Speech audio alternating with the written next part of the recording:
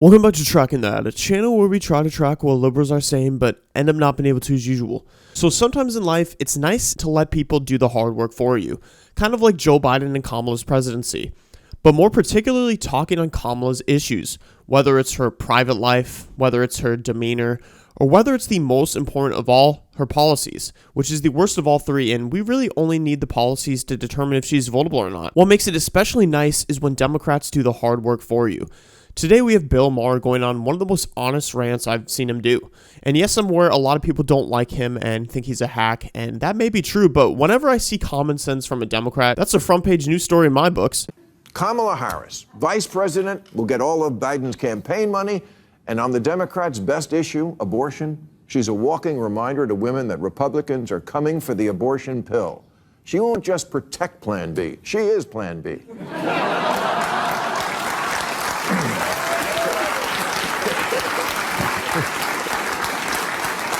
And as a former prosecutor, Kamala was putting criminals in jail back before liberals decided that was a bad thing.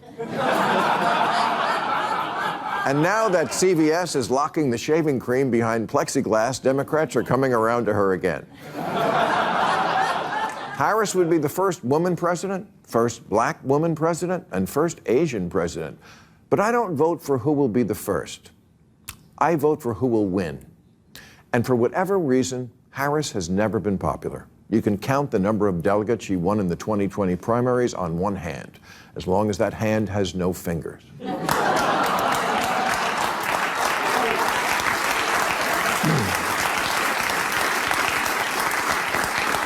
In 3 years as vice president, she's been quieter than an electric car. And like an electric car, your MAGA uncle can't explain why she fills him with homicidal rage. She just does. Sometimes life isn't fair. It's not fair that she's not popular. She's intelligent and accomplished, and in fact was put in charge of the border. And look at how... Okay, bad example. That's the question Democrats are never able to answer. What has she done as vice president? Not even the media wanted to cover her because they were aware of how unpopular she was. And we know her being in charge of the border was a consolidated effort to bring in more Democrat voters to try to turn Texas and other Republican states blue. It has nothing to do with their feelings on individuals and their safety. But the weed issue is the major thing Republicans need to focus on her. She incarcerated over 2,000 people in California state prisons on marijuana violations and is now in favor of legalizing it.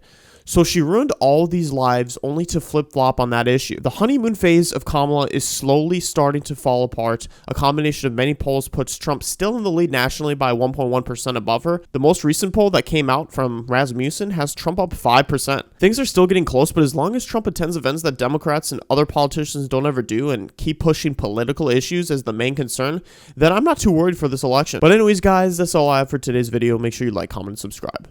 Thank you.